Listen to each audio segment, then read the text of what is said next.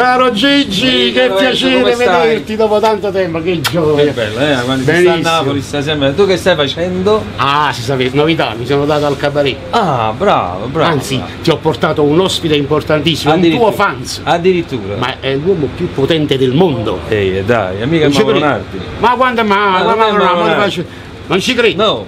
È qui per salutarti e per ascoltarti niente poco di meno che il presidente degli Stati Uniti, Donald Trump. Eccolo qua. Donald.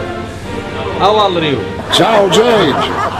Come stai? Tutto bene, guagliò? Tutto bene, tutto È bene. un'emozione stare vicino a te, lo sai? Perché? Io ti seguo quando ero picciolino, Presidente, è giovanissimo, qua piccerino, che sta dicendo? Guagliò, scusa, ma che sta cantando o zappatore? No, era un altro cantante bravissimo, Mario Mero, il grande Mario Mero. Mario Mero la cantava o zappatore? Sì. Ma Gigi, te non fisica la zappa comunque.